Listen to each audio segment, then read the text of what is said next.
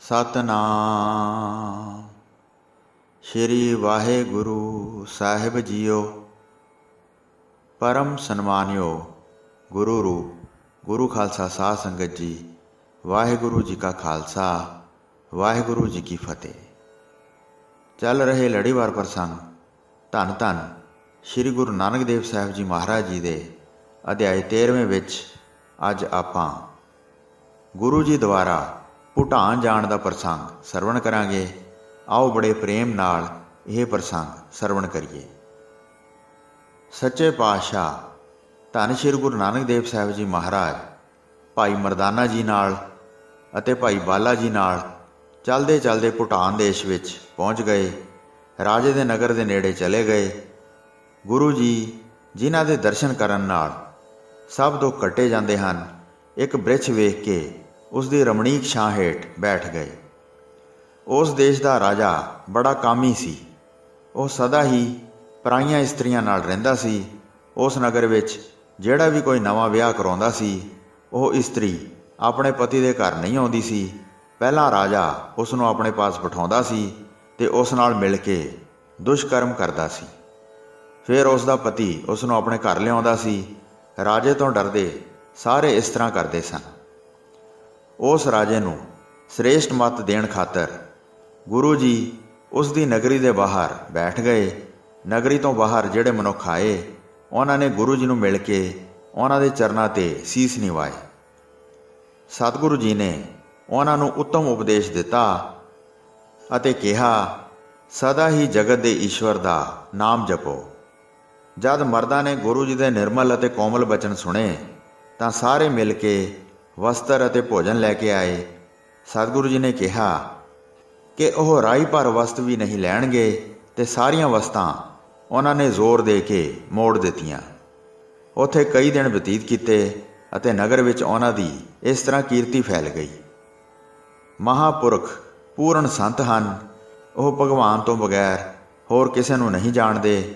ਉਹਨਾਂ ਨੂੰ ਕਾਮ, ਕ੍ਰੋਧ ਅਤੇ ਲੋਭ ਰਾਈ ਭਰ ਵੀ ਨਹੀਂ।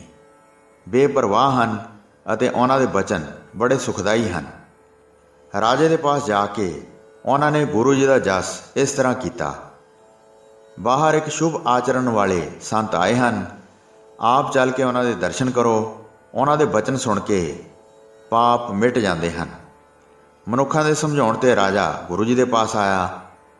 ਵਸਤਰ, ਭੋਜਨ ਅਤੇ ਹੋਰ ਅਨੇਕਾਂ ਉਪਹਾਰ ਲੈ ਕੇ ਆਇਆ। ਆ ਕੇ ਚਰਨਾਂ 'ਤੇ ਬੰਦਨਾ ਕੀਤੀ।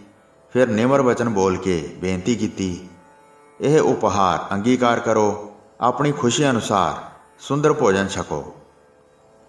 ਸਰੀਰ ਉੱਤੇ ਸੁੰਦਰ ਕੱਪੜੇ ਪਹਿਨੋ। ਤੁਸੀਂ ਸੰਤ ਰੂਪ ਗੁਣਾਂ ਦੇ ਘਰ ਹੋ। ਗੁਰੂ ਜੀ ਨੇ ਬਚਨ ਕੀਤੇ, ਇਹ ਵਸਤਾਂ ਸਾਡੇ ਕਿਸੇ ਕੰਮ ਨਹੀਂ। ਇਹਨਾਂ ਨੂੰ ਗਰੀਬਾਂ ਵਿੱਚ ਵੰਡ ਦਿਓ। ਅਸੀਂ ਸਾਰੀਆਂ ਵਸਤੂਆਂ ਨਾਲ ਤ੍ਰਿਪਤ ਹਾਂ। ਸਾਨੂੰ ਕਿਸੇ ਚੀਜ਼ ਦੀ ਵੀ ਚਾਹ ਨਹੀਂ ਹੈ। ਦਿਲ ਵਿੱਚ ਸ਼ਰਧਾ ਧਾਰਨ ਕਰਕੇ ਰਾਜੇ ਨੇ ਹੱਥ ਜੋੜੇ ਅਤੇ ਪਰਜਾ ਦੇ ਨਾਥ ਨੇ ਇਸ ਤਰ੍ਹਾਂ ਬਚਨ ਕਹੇ, ਤੁਸੀਂ ਸੰਤ ਹੋ, ਤੁਹਾਨੂੰ ਕੋਈ ਪਰਵਾਹ ਨਹੀਂ ਹੈ, ਪਰ ਮੇਰਾ ਇਸ ਤਰ੍ਹਾਂ ਭਲਾ ਨਹੀਂ ਹੁੰਦਾ ਹੈ। ਸੰਤ ਸਦਾ ਹੀ ਪੂਰਨ ਉਪਕਾਰੀ ਹੁੰਦੇ ਹਨ। ਮੇਰੇ 'ਤੇ ਭਲਾ ਕਰੋ ਅਤੇ ਮੇਰੀ ਭੇਟਾ ਸਵੀਕਾਰ ਕਰੋ। ਮੈਂ ਆਪ ਜੀ ਦੀ ਸ਼ਰਨ ਵਿੱਚ ਆਇਆ ਹਾਂ। ਮੈਂ ਆਪ ਜੀ ਦੀ ਬਹੁਤ ਵਡਿਆਈ ਸੁਣੀ ਹੈ। ਕਿਰਪਾ ਧਾਰ ਕੇ ਫਿਰ ਗੁਰੂ ਜੀ ਨੇ ਕਿਹਾ, ਜੇ ਆਪਣਾ ਭਲਾ ਕਰਨਾ ਚਾਹੁੰਦਾ ਹੈ ਤਾਂ ਜਿਹੜੇ ਪਾਪ ਕਮਾਉਂਦਾ ਹੈ ਅਤੇ ਵਿਭਚਾਰ ਕਰਦਾ ਹੈ, ਉਸ ਨੂੰ ਛੱਡ ਦੇ। ਤੂੰ ਸਦਾ ਹੀ ਪਰਾਈ ਇਸਤਰੀ ਨਾਲ ਦੁਸ਼ਕਰਮ ਕਰਦਾ ਹੈ। ਜੇ ਤੂੰ ਸਾਡਾ ਬਚਨ ਮੰਨ ਕੇ ਇਹ ਪਾਪ ਕਰਨੇ ਛੱਡ ਦੇਵੇਂ ਤਾਂ ਤੇਰਾ ਹਰ ਪ੍ਰਕਾਰ ਭਲਾ ਹੋਵੇਗਾ। ਜੇ ਕਿਸੇ ਹੋਰ ਪਦਾਰਥ ਦੀ ਚਾਹ ਹੋਵੇ ਤਾਂ ਵਾਹਿਗੁਰੂ ਨੂੰ ਕਹਿ ਕੇ ਉਹ ਵੀ ਦਵਾ ਦਿਆਂਗੇ। ਇਹ ਸੁਣ ਕੇ ਰਾਜੇ ਨੇ ਸ਼ਰਧਾ ਵਧਾਈ ਅਤੇ ਸਿੱਖ ਹੋਣ ਲਈ ਇਸ ਤਰ੍ਹਾਂ ਕਿਹਾ, ਮੇਰਾ ਚੰਚਲ ਮਨ ਵਿਸ਼ਿਆਂ ਵਿੱਚ ਲਪਟਿਆ ਹੈ। ਇਸਤਰੀ ਰਸ ਤੋਂ ਇਹ ਕਦੀ ਵੀ ਤ੍ਰਿਪਤ ਨਹੀਂ ਹੋਇਆ।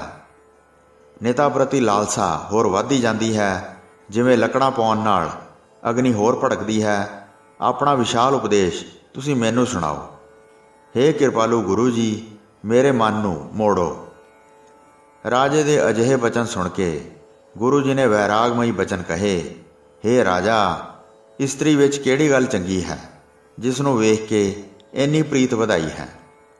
ਜਿਨ੍ਹਾਂ ਅੱਖਾਂ ਨੂੰ ਕਹਿੰਦਾ ਹੈ ਕਿ ਕਮਲ ਫੁੱਲ ਵਰਗੀਆਂ ਹਨ, ਉਹਨਾਂ ਵਿੱਚ ਗਿੱਡ ਵਗਦੀ ਵੇਖ ਕੇ ਨਫ਼ਰਤ ਨਹੀਂ ਹੁੰਦੀ।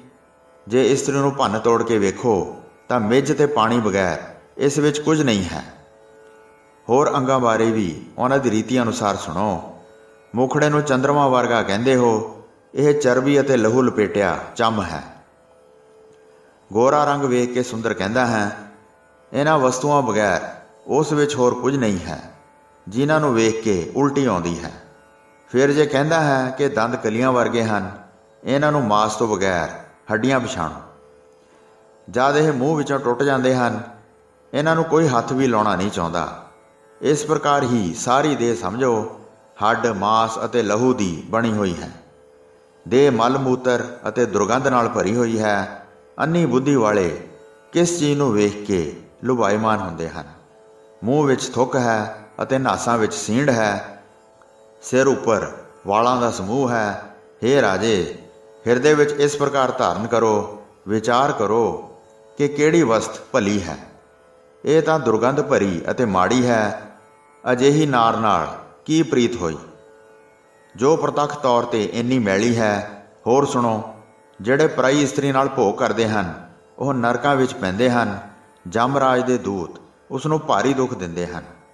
ਲੋਹੇ ਦੀ ਸੀਖ ਤਪਾਉਂਦੇ ਹਨ ਤੇ ਪਾਪੀ ਨੂੰ ਬੰਨ੍ਹ ਕੇ ਉਸ ਦੇ ਗਲ ਨਾਲ ਲਾਉਂਦੇ ਹਨ। ਦੁਖੀ ਹੋ ਕੇ ਬਹੁਤ ਪੁਕਾਰ ਕਰਦਾ ਹੈ, ਫਿਰ ਜਮ ਡੰਡੇ ਮਾਰਦੇ ਹਨ। ਕਾਮੀ ਵਿਅਕਤੀ ਜਿਹੜਾ ਛਿਨ ਭਰ ਦਾ ਸੁੱਖ ਪਾਉਂਦਾ ਹੈ, ਬਹੁਤ ਦੇਰ ਤੱਕ ਨਰਕਾਂ ਵਿੱਚ ਦੁੱਖ ਭੋਗਦਾ ਹੈ। ਹੋਰ ਕਈ ਪ੍ਰਕਾਰ ਦੀਆਂ ਤਾੜਨਾਵਾਂ ਬਰਦਾਸ਼ਤ ਕਰਦਾ ਹੈ। ਸਿਮਰਤੀਆਂ, ਵੇਦ ਅਤੇ ਪੁਰਾਣ ਇਸ ਤਰ੍ਹਾਂ ਕਹਿੰਦੇ ਹਨ। ਜਦ ਰਾਜੇ ਨੇ ਕੰਨਾਂ ਨਾਲ ਅਜਿਹੇ ਵਚਨ ਸੁਣੇ ਤਾਂ ਆਪਣੇ ਚਿੱਤ ਵਿੱਚ ਭਲੀ ਰੀਤ ਵਿਚਾਰੀ। ਆਪਣੇ ਪਾਪਾਂ ਨੂੰ ਉਸਨੇ ਬਹੁਤ ਭਾਰੀ ਸਮਝਿਆ ਤੇ ਗੁਰੂ ਜੀ ਦੇ ਚਰਨਾਂ ਉੱਤੇ ਡਿੱਗ ਪਿਆ। ਅਣਜਾਣ ਹੋਣ ਕਰਕੇ ਮੈਂ ਬਹੁਤ ਪਾਪ ਕਮਾਏ ਹਨ। ਤੁਹਾਡੇ ਬਚਨਾਂ ਤੋਂ ਮੈਨੂੰ ਪਤਾ ਲੱਗਾ ਹੈ। ਕਿਰਪਾ ਕਰਕੇ ਮੈਨੂੰ ਹੁਣ ਬਖਸ਼ ਦਿਓ, ਫਿਰ ਮੈਂ ਕਦੀ ਵੀ ਅਜਿਹੀ ਕੁਰੀਤੀ ਨਹੀਂ ਕਰਾਂਗਾ।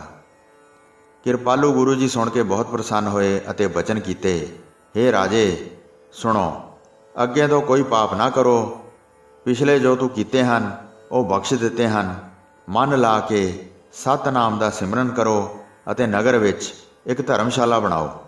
ਉੱਥੇ ਮਹਾਨ ਸਤ ਸੰਗਤ ਕਰੋ ਅਤੇ ਗੁਣਾਂ ਦੀ ਖਾਨ ਹਰੀ ਦੀ ਮਹਿਮਾ ਗਾਓ। ਜਦ ਰਾਜੇ ਨੇ ਇਹ ਉਪਦੇਸ਼ ਸਿੱਖ ਲਿਆ ਤਾਂ ਗੁਰੂ ਜੀ ਨੇ ਉਸ ਨੂੰ ਚਰਨ ਪਹੁਲ ਦਿੱਤੀ। ਬਹੁਤ ਮਨੁੱਖਾਂ ਨੂੰ ਆਪਣੇ ਸਿੱਖ ਬਣਾਇਆ ਅਤੇ ਉਹਨਾਂ ਨੂੰ ਉਪਦੇਸ਼ ਦਿੱਤਾ, ਸੁੱਖਾਂ ਦੇ ਘਰ ਸਤਨਾਮ ਦਾ ਸਿਮਰਨ ਕਰੋ। ਜਿਹੜੇ ਕੁਕਰਮ ਕਰਦਾ ਸੀ ਸਾਰੇ ਛੁਡਵਾ ਦਿੱਤੇ ਅਤੇ ਨਾਮਦਾਨ ਤੇ ਇਸ਼ਨਾਨ ਦ੍ਰਿੜ ਕਰਵਾਇਆ। ਕਈ ਦਿਨ ਜਦ ਰਹਿੰਦਿਆਂ ਬੀਤ ਗਏ ਤਦ ਰਾਜੇ ਨੇ ਹੱਥ ਬੰਨ੍ਹ ਕੇ ਬੇਨਤੀ ਕੀਤੀ, ਮੇਰੇ ਦੇਸ਼ ਵਿੱਚ ਕੇਵਲ ਚਾਵਲ ਅਤੇ ਪਸ਼ਮ ਹੀ ਹੁੰਦੀ ਹੈ, ਹੋਰ ਕੋਈ ਅਨਾਜ ਪੈਦਾ ਨਹੀਂ ਹੁੰਦਾ। ਇਸ ਲਈ ਕਿਰਪਾ ਕਰਕੇ ਹੁਣ ਐਸਾ ਵਰ ਦਿਓ ਕਿ ਅੰਨ, ਕਪਾਹ ਆਦਿ ਸਾਰੀਆਂ ਫਸਲਾਂ ਪੈਦਾ ਹੋਣ।